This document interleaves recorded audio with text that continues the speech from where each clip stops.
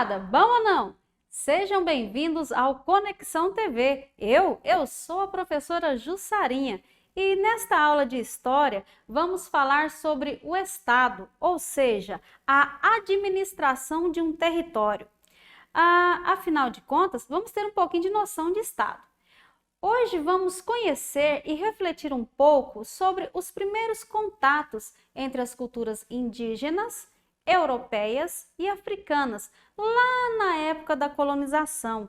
E, portanto, vamos falar da formação do povo brasileiro, sem esquecer, claro, do nosso querido povo de Goiás.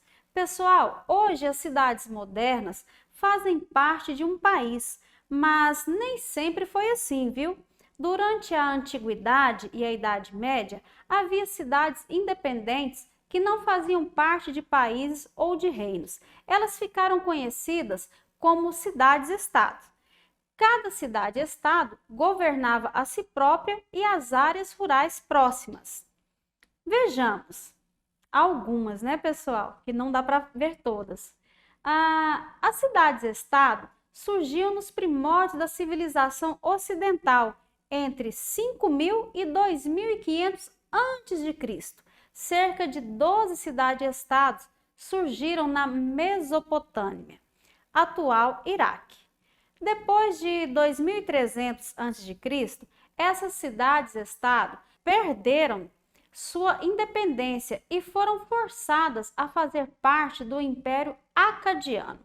Elas surgiram novamente na Grécia Antiga, onde as montanhas separavam as comunidades. As cidades-estado gregas experimentavam diversos tipos de governo. Atenas é considerada o berço da democracia. Esparta era uma fortaleza militar governada por reis, mas como não conseguiam manter alianças por muito tempo, as cidades-estado gregas eram muito fracas para resistir aos invasores. Os macedônios e depois os romanos invadiram a Grécia e a maioria das cidades-estado foram destruídas. Atenas sobreviveu e existe até hoje com esplendor e vigor. Mais tarde, na Idade Média, entre os séculos 9 e 15, as cidades-estados surgiram mais uma vez na Europa. Foi aí que nasceu Veneza, Florença, Gênova, Amalfi e outras que dominaram a cultura da região em que hoje fica a Itália. Na região das atuais Alemanha e Bélgica, também surgiram algumas e elas prosperaram com o comércio até perder sua independência para reinos maiores. Conforme relata Lucimara Regina de Souza Vasconcelos, há cerca de 2.600 anos atrás, pressões e revoltas populares transformaram as leis e assim o regime político de Atenas, gerando aí o conceito de democracia e estendendo a cidadania para os homens maiores de 18 anos e filhos de pais e mãe atenienses. Mas vejam que interessante, as mulheres, os escravos e as pessoas que não eram nascidas em Atenas não eram consideradas cidadãs e estavam excluídas de participar da política local. Assim, a gente começa a entender melhor porque ouvimos dizer que a Grécia é o berço da democracia. Mas, para tudo, professora Jussarinha, o que é democracia que se fala tanto? É votar? Calma, jovem! O termo democracia descreve uma forma de governo. Ele vem de duas palavras gregas que significam governado pelo povo. Num Estado democrático, as pessoas têm o direito de dar sua opinião sobre como deve ser o governo. Isso é feito por meio de uma eleição, do exercício do voto. porém há regras que determinam quem pode ou não votar. Como vimos, as primeiras democracias surgiram na Grécia Antiga, há mais de 2000 anos atrás, mas elas não duraram muito tempo. Por volta do século XIII, alguns governantes começaram a permitir que certas pessoas fizessem parte do governo. Então, entre os séculos XVII e XVIII, algumas pessoas começaram a pensar que todo mundo tinha alguns direitos, e entre eles o direito de participar do governo. Foi aí que nas colônias britânicas da América do Norte, os colonos sentiam que o rei não lhes permitia ter participação no governo, e então eles lutaram para ganhar a liberdade. Quando ganharam a guerra, estabeleceram os Estados Unidos como uma república. Isso aconteceu também na França. Logo depois, por ocasião da Revolução Francesa, fato este que depôs o rei e instaurou a república. E a república, pessoal, é uma forma de democracia na qual os cidadãos escolhem as pessoas que fazem as leis. Eles também escolhem o líder do país, que normalmente é chamado de presidente. Muitos outros países se tornaram repúblicas desde então. Outros países mantiveram seus reis e rainhas, mas também se tornaram democracias.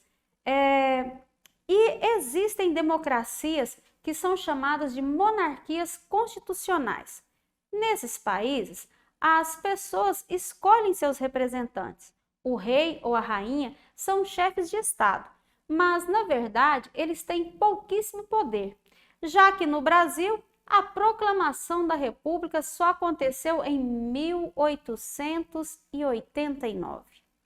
O país se tornou, então, uma república federal presidencialista. Na época da proclamação da República do Brasil, apenas os homens alfabetizados e com mais de 21 anos podiam votar. As mulheres ganharam o direito de voto somente em 1932. E as pessoas analfabetas, juntamente com os jovens maiores de 16 anos, conquistaram esse direito em 1988, agorinha. Beleza, professora, mas o que é república mesmo? Meu povo querido, república é uma forma de governo que começou na Roma Antiga, em 509 a.C. Os romanos estabeleceram uma república que durou quase 500 anos. Lá, um grupo de líderes eleitos, o Senado, que era o mais alto do poder do governo, desde então, neste regime de governo, as pessoas escolhem seus governantes. Na maioria dos países com governo republicano, as pessoas elegem o chefe de governo, que pode ser um presidente, como é o caso do nosso país, e assim elegemos também outras pessoas para nos representar, como senadores, vereadores, deputados e prefeitos. E se liguem, e as pessoas não gostaram da maneira como eles estão governando, poderão destituí-los do cargo, quer dizer, retirá-los, o que nós conhecemos como impeachment. A cidadania é tudo que faz de uma pessoa um cidadão, um integrante pleno de um país. Os cidadãos têm direitos que são garantidos pelas leis de seu país, mas também têm deveres. Um dos mais importantes é ser leal para com seu país. No Brasil, o alistamento militar deve ser feito por todos os jovens do sexo masculino e o voto é obrigatório para os maiores de 18 anos e menores de 70. Por outro lado, o voto é facultativo para os analfabetos, os jovens entre 16 e 18 anos e os maiores de 70. E os estrangeiros não podem votar nem ser candidatos a cargos públicos aqui no Brasil. Reforço e te lembro que por muito tempo em nosso país, nem todos eram considerados cidadãos. Como já vimos anteriormente, os brasileiros em geral só tiveram acesso à participação política de maneira efusiva com a instituição da nova Constituição em 1988, que é considerada uma das mais avançadas em termos de direitos e deveres. Mas e Goiás, professora Jussarinha? Como fica no meio de tudo isso? Moçada, a gente já sabe que Goiás foi nascendo através do povoamento nas margens do Rio Vermelho e outros rios goianos, por ocasião do minério, que fomos uma capitania pertencente ao atual estado de São Paulo e que, com a baixa da mineração, a agricultura e a pecuária, foi tomando conta do cerrado e assim dando nome ao estado goiano, certo? Tá lembrado?